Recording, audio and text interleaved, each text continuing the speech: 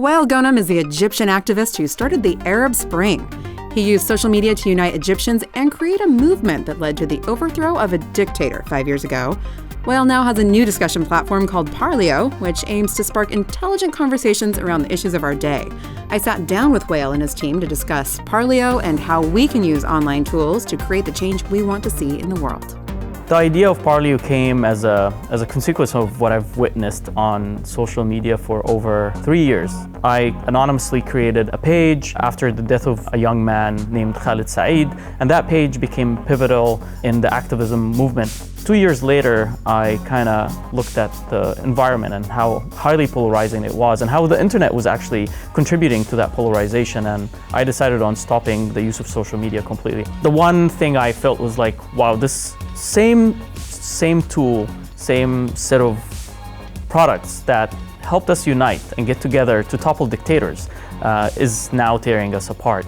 What are you hoping that Parleo can help in this situation? I think it was essential from day one to set up a very strong culture. We are really after intelligent conversations. We want people to talk to each other, especially those who disagree. A lot of the conversations we have on Parleo are around really controversial issues. In this example, this is a discussion about the Black Lives Matter with people from both sides arguing for and against the movement. We also get feedback from the community to judge the quality. So if I click feedback, I can say that this particular entry is an ad hominem attack, irrelevant to the discussion. What we're trying to do is create a different kind of social media experience where you have the possibilities for democratization. You have a really democratic space where people can express their views, but it doesn't descend into chaos or trolling. Parleo has a totally different community, so it's a lot less chaotic than these larger social media platforms, and you're likely to get comments or responses from people who are in your field or who know about the topic that you're describing. I come from journalism, so I would post my own articles and put them on Parleo to see if I could get a different kind of response that I was getting when I posted them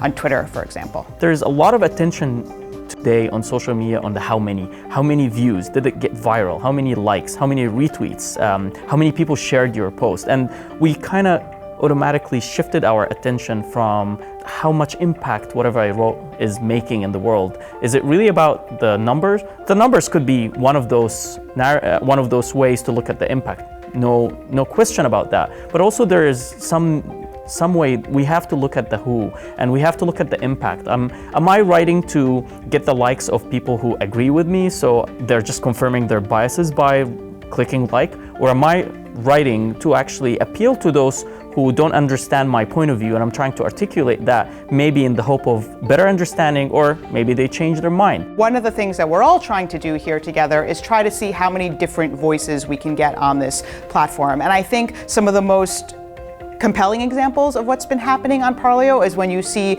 two people who completely disagree about a topic. It can be something about gender, it can be about race, it can be about gun control, and they come onto Parleo and they discuss this in a calm, civilized way. Asra Nomani wrote a piece for the Washington Post about hijab in Islam, and she was arguing that wearing hijab is essentially a symbol of oppression. Now, this is a very controversial subject. So we can see in this case, Shadi Hamid, who is a senior fellow at the Brookings Institution, came in and wrote this really lengthy response, agreeing with some of the points she wrote, but also challenging a lot of her assumptions.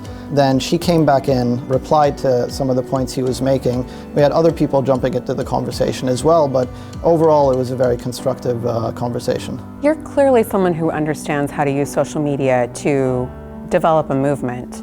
What kind of advice would you give other people who want to use Parleo, or they want to use other forms of social media to get their point across and to maybe start to make change in the world? Part of this whole notion of activism was that I was being anonymous. People did not feel that someone is stealing credit.